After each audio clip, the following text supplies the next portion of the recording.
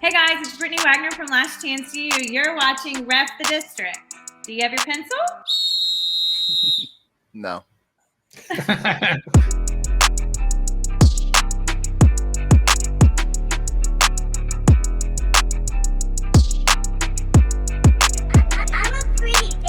Greetings and salutations. Welcome to After the Whistle here on Ref the District. This is our interview platform that we interview guests across the sports world. I'm Nathan Perry. Here with me, as always, it's the Stoner. And of course, Trev is here as well. Our guest today is a nationally respected athletic academic counselor and motivational speaker. You may know her from the hit Netflix series Last Chance U. And then, of course, her book, Next Chance U, Tools, Tips, and Tough Love for Bringing Your A Game to Life is available the day this episode airs, September 7th. This young lady has helped over 200 football players reach their dreams, and now she's helping us three yahoos reach ours. Let's give a warm welcome to Brittany Wagner here on Ref the District. Hey guys. Oh, thanks. Thanks for having me. Well, we very much appreciate you taking the time out of your day. We know that you have a busy day planned here. You're on Good Morning America earlier, so thank you for coming here on Ref the District with us. Absolutely. Thank you. So your book comes out September 7th. This is your first book, Next Chance U. How was that process, and what can you tell us more about the book? The process was brutal. I never in a million years thought that I would write a book. I just never thought any of this would happen to me. So why would anyone care what I had to say in a book? And then I was on Netflix, and then here we are. But writing the book was hard. I mean, I'm not an English scholar, and I don't know how to write a book. I don't feel like a lot of days I don't know how to write a paragraph. So I'm like, you want me to do what?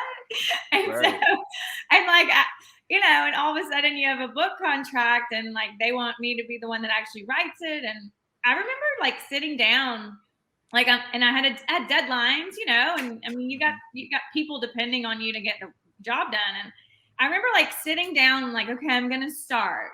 Today I'm going to devote like 3 hours. I'm going to start writing the book. And I remember like getting in front of my laptop and being like, do I do this in Word? Like, I don't right. Like, what do I even do? The little details you don't think about. I'm like, do I do a title page? Like, I don't know. I mean, it's just, you're like, what font am I supposed to use? So anyway, it was rough, but thank goodness I had great people helping me. I had great editors that, were talented and also kind. I mean, they would read stuff and like send it back and go, try again. Like, hey. Nice effort. Yeah. So I'm like, okay.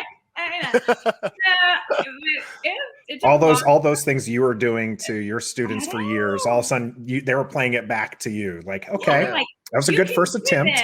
I'm like, oh gosh, I know what you mean when you say that to someone. I'm like, oh, I've become DJ Law. No. Yeah. Shout out DJ Law one time. Yeah. But anyway, it was really good. It's good to do hard things. It's good to do things that you don't think you can do. It's good to not give up in the middle of it when you want to. There were so many days where I wanted to be like, you know what, maybe this wasn't a good idea. And I didn't. And the outcome of that when the box arrived at my door and I opened it and it was a box of like my book. Mm-hmm. I mean, I could feel it. That's cool, right? There's just something about that it's just an amazing feeling. And then to have everybody supporting it and being so excited about it. I mean, I'm just shocked, overwhelmed, surprised, but super excited for Tuesday. Nah, really? Are you that shocked and surprised? I mean, your Last Chance U. Like, are you? I am. But you know what? Like, I wouldn't have been shocked and surprised if it had been like a year after the show, like, but it's been 5 years since I've been out there in that way, really. And So I am a little. I mean, there's that part of you that thinks like, does anyone even remember who I am? Like, do people even still care? So it's been fun to kind of see the reaction. And Tuesday will be a fun day, I hope, when it hits the shelves. I think it will be. I hope that that'll be a fun day too. So yeah. Well, people definitely remember, and people are definitely, all of us, I know, we're very inspired by what you say and what you're doing. And I think it's pretty remarkable when you look at somebody who finds fame out of nowhere, which is what happened to you, right? You weren't expecting this. You didn't go for it. It just sort of happened. And we usually, when that happens to people, we see it, you go one of two paths. One is, okay, I've got my 15 minutes of fame. Let me go pursue this fame, do whatever it takes, hire a talent agent, something to that effect. Go do all the D-list celebrity things out in Hollywood just to keep your name out there. That's one path. And then the other path, which is the one that you took, is the path of, I want to continue inspiring people. I want to continue educating. I want to stay in this same path. And that is inspiring. And I know Nathan, Trevor, and myself are very impressed by that. And on behalf really of millions of people, we thank you for doing that. We thank you for being that positive influence rather than the other path, which really doesn't add any value to what we try and do as a culture. And so my question is, was there a fork in the road moment? Was there a part where you could have taken path A, but instead you took path B? Or was it just a smooth, this is who I am, this is what I do, and I never thought about that other path? No, yeah, I don't think any of it's been smooth. No, there's been several. I think one defining moment was literally within 24 hours of the show coming out. So I was in LA for the premiere of the show, doing press for Netflix, and the show came out at midnight. Season 1. Really, none of us had any idea if this was going to hit or not. I mean, even the producer will tell you we were all just like, like nobody really knew what was going to happen. And I was in LA. The show hit at midnight. I had like a red eye back to Atlanta, and then another connection to Birmingham. And I remember like waking up in LA, and I was so insignificant. Like I was such a nobody that I had all my notifications turned on for like all my social media because I had like 100 friends, on Instagram. I mean, my account was private. Like I had 100 followers. It was no big deal. And Netflix, I had opened up my accounts to be public. They had kind of prepped me in that area of what was about to happen. But I didn't turn my notifications off because wasn't thinking I was going to be famous, And I wake up in LA and I can't even get to the bottom of like my notification screen. And I remember kind of getting that sick feeling in my stomach, like, what have I done? Like, oh no, like what has happened? And I got on the plane, and thank goodness on a plane, you have to turn your phone off because it was like my last 4 hours of sanity in my life. And I remember I was sitting on the plane. My best friend texted me and she said, "Oh my God, Google yourself." And I thought, whatever, like Google is not going to know who Brittany Wagner is. Surprise. And all of a sudden, even on Google, it's like, I remember seeing an article. It was like the top 5 things you need to know about the new Netflix star, Brittany Wagner. And I'm like, who is this? Like, how do you, I don't even know who you are. And I clicked on it and none of the 5 things were true. And I was like, these people don't even know me. But the plane took off and I had it in airplane mode. And I remember sitting there being scared to death of like what was ahead of me and thinking, you have 4 hours, Brittany, to like figure out who you are. Because plane lands, if you don't know exactly who you are and exactly what you're going to do with this platform, they're going to eat you alive.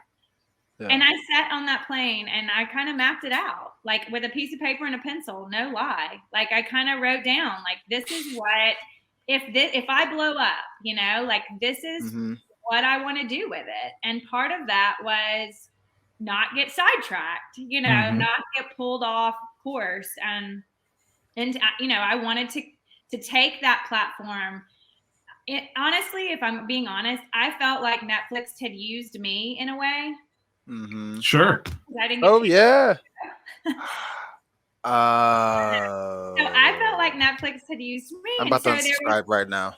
this portion of me that kind of thought, well, I'm going to use them too then. So Yeah. I'm going to take this platform that Netflix is going to give me, and I'm going to flip it to help more people than I was helping before.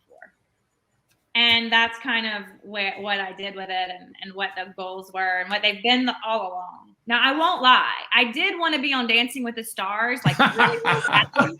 You still Right? can. You still And can, I right? was Maybe. so mad when they picked the lady from Cheer and they didn't pick me. And I'm like, Yeah, Oh. like who watches Cheer? I Let's be don't honest. know. But that, that was my only moment of weakness. Was I was like, why can't I be on Dancing with the Stars? We're gonna get you on there. We gotta Maybe. get What that. about Yeah, Behind the Mask? How about that one? Are you going to get on that one? No, Where you No. say? I can't even watch that show without like, Yeah, it's weird. what's happened to TV? So, Brittany, with the whole Last Chance You thing, I'm always kind of intrigued, like what goes on behind the scenes and stuff. How did you guys link together to start this series, Last Chance You? Because you're the pioneer of it. You're the one who started it. So, like, how did it?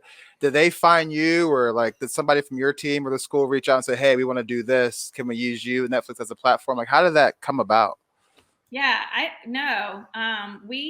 so somehow, and I don't even know still how this happened, but somehow GQ magazine got wind of what we were doing at East Mississippi, just as far as pumping the athletes to the next, getting so many athletes to the next level.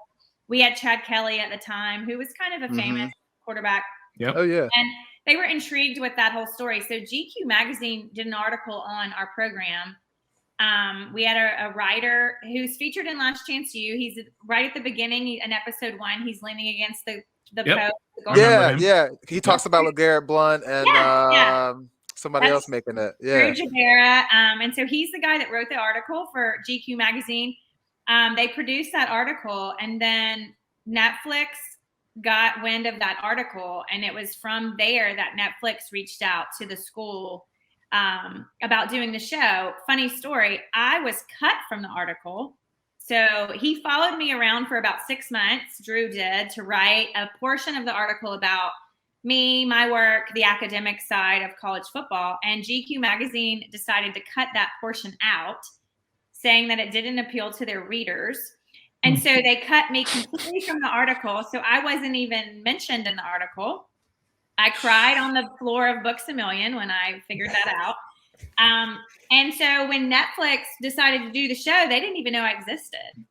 And so Drew was actually in the meeting with Netflix going over, who they were going to follow and all that. And Drew was like, wait a minute, where's Brittany Wagner in all of this? And they were like, who's Brittany Wagner? Oh God. Yeah. Boy, were they surprised. Now look, that's a diamond that that they're yeah, finding. you don't have a show. Last Chance You is Brittany Wagner, like It is. hands So down. I was actually a last minute ad. Wow. That's crazy. They lucked into that then. They absolutely lucked into that. Yeah. Yeah, because and you talked about kind of the show and how it took off a little bit. I noticed a huge difference between season 1 and season 2, where season 1 you were the counselor, you were the shoulder, you were the mother figure and all that. But I noticed a difference when you started season 2, when you were more on the tough love side and you were a little bit more confident that what you were doing was working and that you needed to continue to do that. Did you notice a change in yourself from season 1 to season 2? Yeah, I did. And I was a little more tough in season 2. I think too, we had a tougher group. That season 2 group was a little tougher. And I don't know that all of them were there to actually play football and be successful and get an academic, degree. They were there for Netflix. I think that by that time the show had blown up. Some of those guys were last minute drop downs. And I think there was this allure of, I'm going to go there and get famous. Yeah. Which changed the dynamics of the team and how to deal with them a little bit, because those types of people were a distraction, honestly, to what the rest of us were trying to do. And so it was tough to kind of navigate between, who was Who's really real and who's fake? yeah, it was tough. Pretty It was much. a tough situation. Also, I was beyond stressed out with season 2 because the show came out in July. Season 1 came out in July. We had a new crop of athletes that also came. Season 2 guys reported for summer camp in July. So here I am on the road, doing media and press for season 1 while my season 2 team is reporting to start their college careers.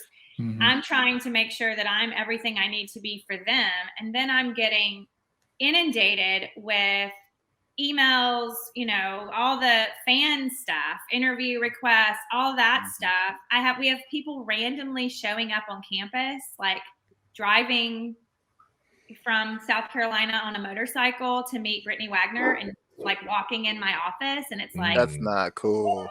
and so it just, none of us knew, we didn't know how to deal with it. I mean, my phone number was on the internet because I worked for an athletic department. And so people are just calling my phone randomly. And so we ended up having to hire somebody that like vetted my calls. I mean, there was just a lot going on that none of us planned for. And I think that all of that was adding like a level of stress to me that I was, I allowed to get the best of me at times, but, I didn't have as much time to like deal with the BS. So I was a little bit like, come on, like, cut straight to the chase. Yeah. Yeah. Like, let's get to it. Yeah. And so, that was the tough love side. Well, so you are on Ref the District, and we talk DC sports. Do you follow the Washington football team at all, or any NFL at all, or are you strictly college? No, Be honest. I will be honest. I do follow NFL. The last time I really was like into Washington football was when Fred Smoot played. Wow! Right, Shout out Fred Smoot one time. Yeah. Okay, yeah, All that's right. a good pick. Good pick. Because he's Mississippi State kid, right? Yeah. Funny story. I was actually working in the Mississippi State Athletic Department when Fred was an athlete, and I was his class checker. So I had to go to all of Fred's classes to make sure that he was in class. And if he wasn't in class, then I would have to call his position coach or go find him and like get into class. And I hated him because no, that sounds right. Yeah. I didn't hate it, but I was like, why can't this guy go to class? Like, what is wrong with him? He's Hollywood. But anyway, so I was a fan of Washington when he played, but you're a fan again now is what you're about to say. No, that I know. No. It's fine. Just say you're a fan. Who plays for them now? I'm like, oh. Well, Ryan Fitzpatrick is our quarterback. Okay.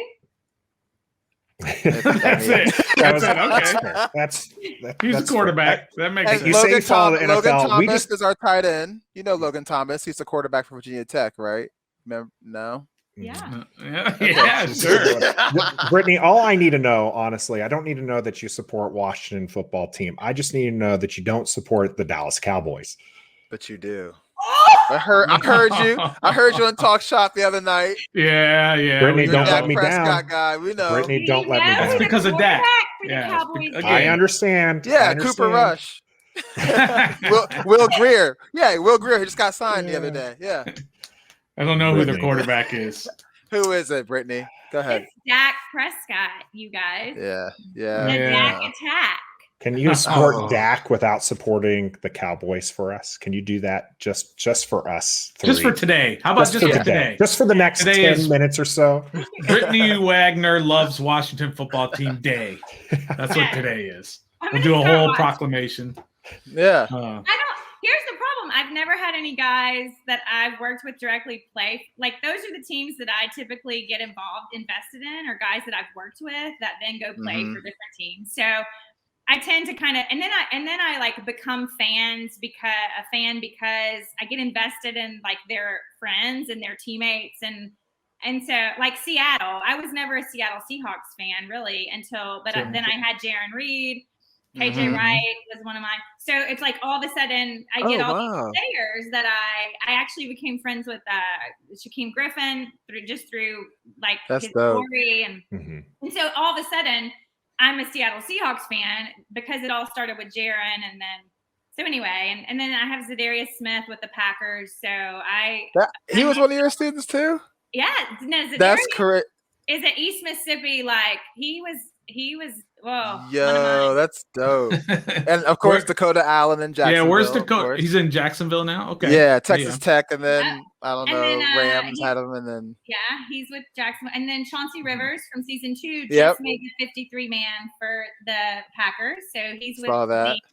Awesome. Yeah, so I have my teams that I've got guys on. DJ Jones, he was in season 1 or 2 a little bit. He wasn't one of the featured ones, but he plays for the 49ers. So I think I have 12 guys in the NFL right now. Danico Autry with the Tennessee Titans. Anyway. It's pretty big, especially for a community college. I mean, a lot of D1 schools don't have that many people on there. Well, here's the real like kicker. All of the guys that I currently have playing in the NFL also hold college degrees. Mm-hmm. That's big. That right there. Yep. And that's because of Brittany Wagner. Because literally. you got them there. You got them there. She now has to class check for all of them. She went from class checking just for Fred Smoot to having a class check for all of them. Fred, thank you for preparing her for such a big task. Fred, you've made me who I am. Hey, Brittany, real quick. So with Last Chance U and the students, what was the most difficult thing for you to accomplish? Was it getting them to go to class? Was it simply giving them a pencil? Was it making sure they're doing their homework? Like, what was the hardest aspect of the role you played in everybody's lives at Last Chance U? The hardest aspect, honestly, for me was that I was one person, and I had 200 athletes. I didn't just have football. I had 200 athletes, and all of our sports, honestly, were pretty successful. And the hardest part for me was that I knew they needed more from me.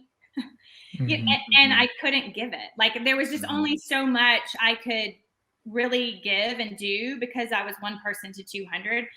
And so the hardest part for me was that I would trying to figure out, like, okay, how can I service all of them and do a good job? Like, how do I, if Ronald Ollie needs this level of service and Chad Kelly needs this level of service, like, how do I do that? How do I figure out where everybody is, meet them where they are, and then grow them from there? Because I don't think that effective counselors, I don't think you're an effective counselor if you're treating everyone the same.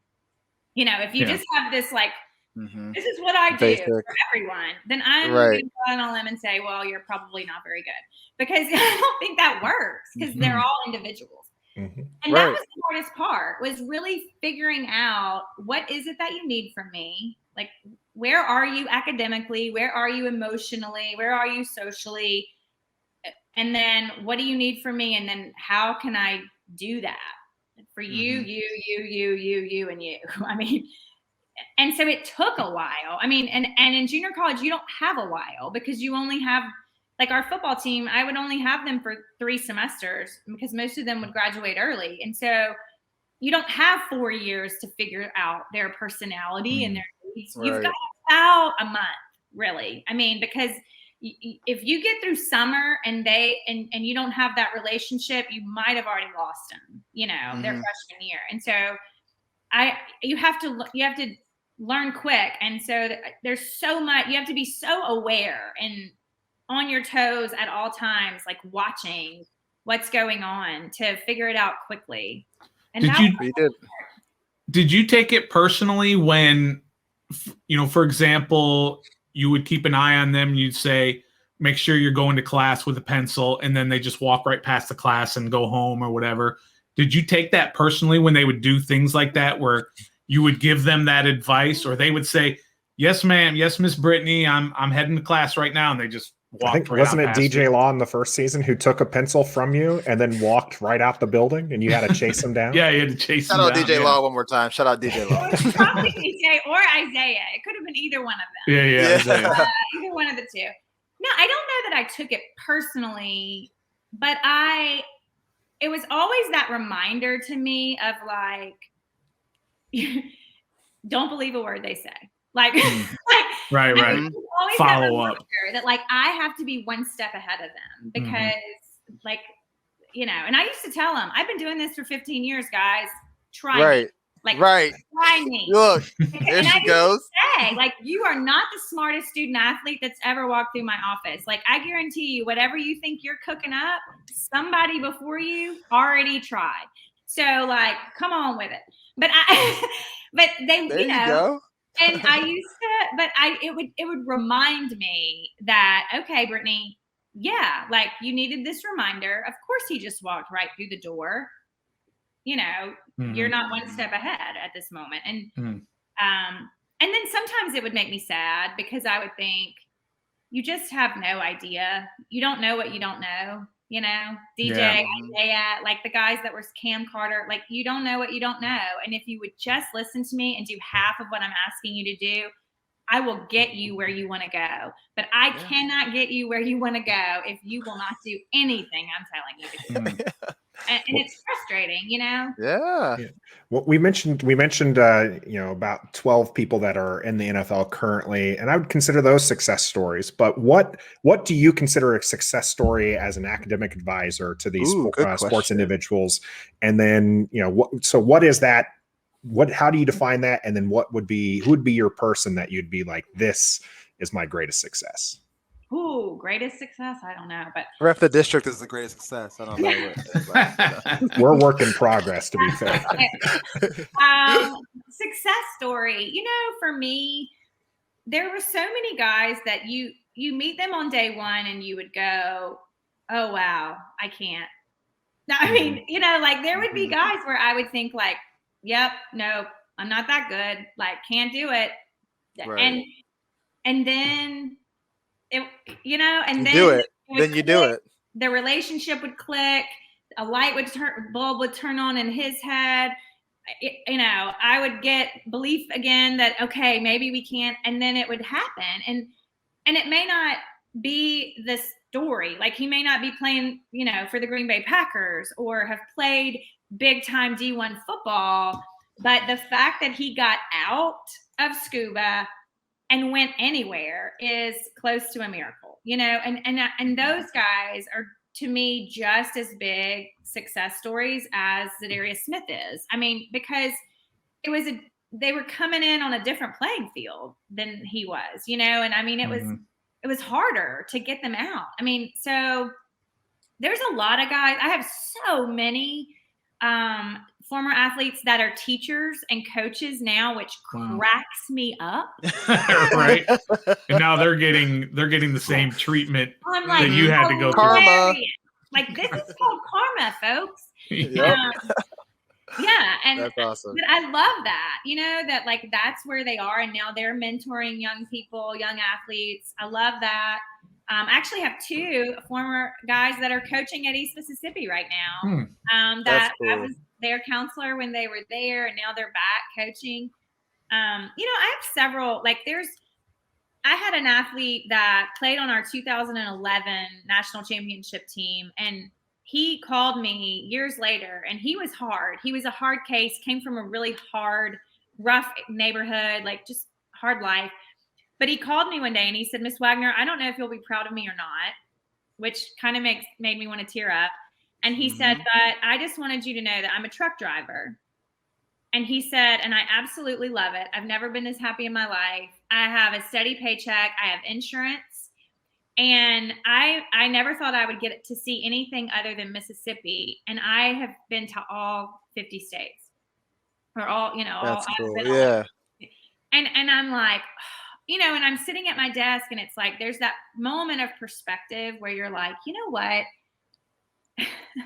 Yes, like, that is success. Absolutely, that's success. Like, you are contributing member of society, taking care of yourself, living out the dream of seeing this country that you never thought you would be able to do. Like, that is absolutely success. And so I've got doctors. I have a football player that played that is now a doctor of pharmacy. So not only they have success, but this is kind of like your success too, because you get to see they're paying homage to you, even though they might not continue their athletic career or whatever, but they're still making it.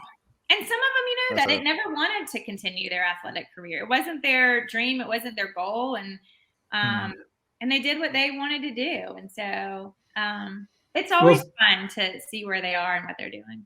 Well, speaking of success, your school's college baseball team, or your school's baseball team this past summer, were you caught up in all that, going to games? And I was there. You were there on all the games? She's so proud. You can tell just by the look on her. She was like so proud. And wasn't that the first national championship of any sort for the school? Yeah, well, that's kind of embarrassing, but yeah, that's amazing though. They have more football.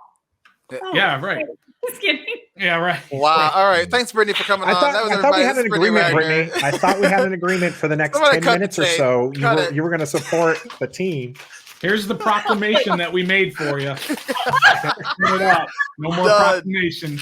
Brittany Wagner, Washington Superfan Day is no longer. Hilarious. That's hilarious. Hey, Brittany, if you could tell anybody that's like going to watch this or anything, or just for anybody, how to, like, especially in the world today with the pandemic and everything's going on, how to just keep your head up and keep your focus. How would you tell somebody that, like, the advice?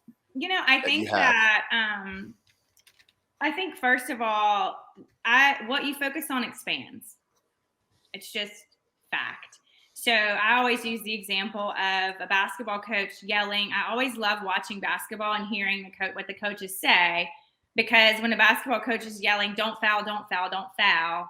And then what does that athlete do immediately following that? They foul. Because the word that is expanding in their brain is foul. Like the action word that they're focused on is foul. And then subconsciously, like, our brains can't differentiate between whether we're supposed to do it or whether we're not supposed to do it. So we do it. And so, what we focus on expands. And I think when we're in a spot where we think we're stuck and we're focused on being stuck, we will remain stuck, because that's what we are focusing on. And so I always say to flip the script, like, turn that part of the brain off and immediately switch your focus to what could go right. Like focusing on, okay, and rather than focusing on here's all the things that could go wrong, well, what are the things that could go right? And then stopping yourself and intentionally visualizing those things happening. Like, stop and close your eyes. Athletes all the time, I would say, think about, like, what could go right during this game. Stop, breathe, visualize yourself running the plays, running them successfully, like all the way, every play, like as long as you can, sit there and see yourself playing well over and over and over. And when the negative thoughts creep in, flip them, like acknowledge, ooh, that's a negative thought. That's a stuck thought, and flip it to like, well, what's the opposite of that? Because I think when we start to focus on what can go right, it's just amazing, like the power of the brain, and then it all kind of starts going.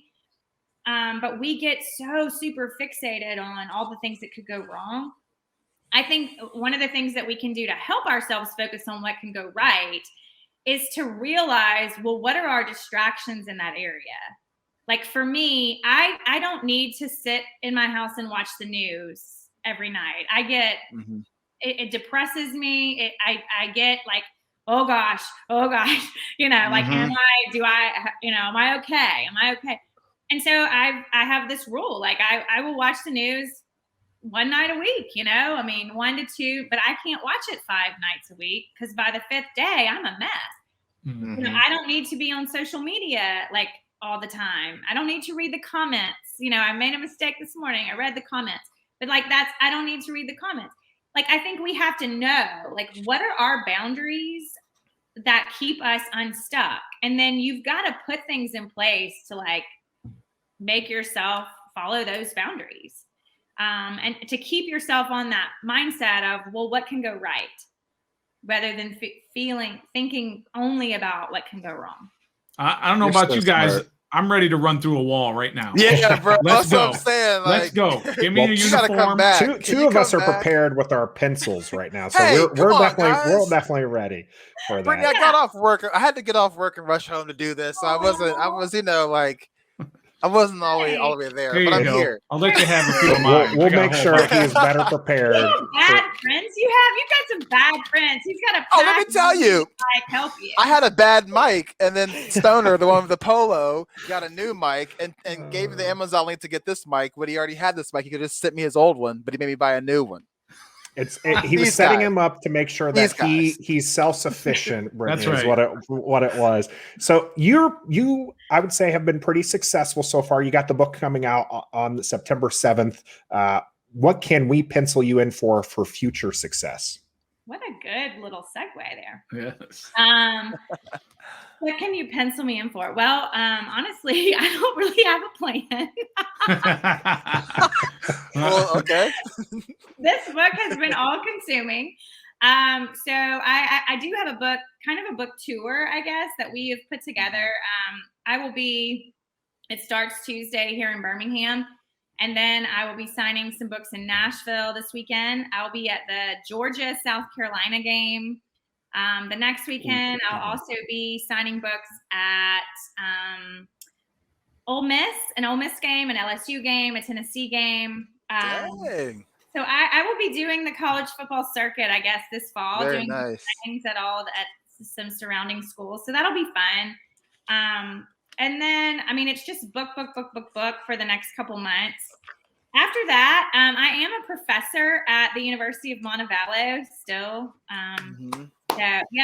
I do that. That's cool. Got that going every Tuesday and Thursday. I show up for my students. And I have a TV show coming out at some point. Strahan alluded to it this morning, so I guess I can say it out loud. But Courtney Cox, right? Yeah.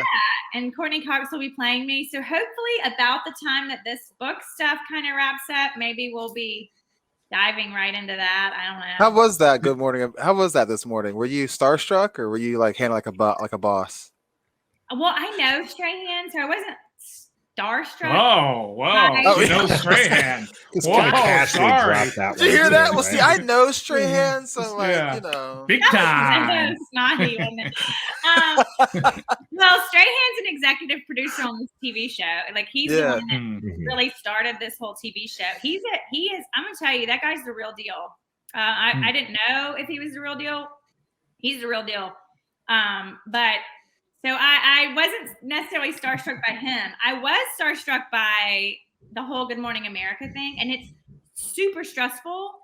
I've done a lot of interviews. So normally with interviews, I don't really get that stressed out about the actual interview, but man, I thought I was going to throw up. Like it was super stressful.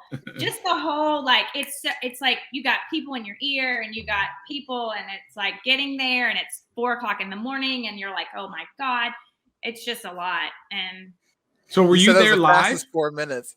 it was Yeah. the fastest one Yeah, of she my was life. live. She was wearing the same thing right now. She was wearing this morning Good Morning I was America. live. I was Yeah. live. Oh, okay. I actually assumed that you were just had like a green screen and you were just conferencing in. I didn't realize you were actually there. No, I was Well, like, conferencing sure. in. Yeah. Yeah, Yeah, I But it was was in live. live. Oh, interview. yeah. No, Yeah. I meant, yeah, sorry. studio here in Birmingham. So Gotcha. But I'll tell you, like they you don't have any, they leave. They're good. They're good at what they do. They're Good Morning America. Let's be honest. But they tell you nothing, until like 2 seconds before. So you're like, oh, okay. But they sent a car to pick me up this morning. Like they want to control, make sure guests are there, they're on time. So like I had this blacked out, souped up Yukon pull up in my driveway. It's still dark, they have a car and they have hair and makeup people there. And like, it's,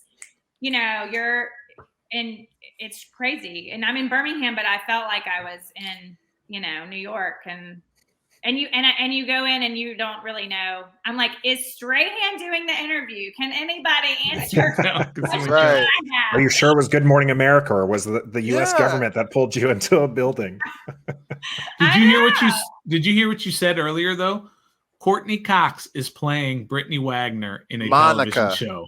Monica. That is amazing, right? It was amazing. I can't wait to see her do it. Like that's going to be so weird to watch. Did they ask you? Like, is it okay if Courtney Cox plays you? Like, Yeah, No. that's cool. Can you imagine that email one day popping up in my Yeah, email? right. There was and then literally this is how It was an happened.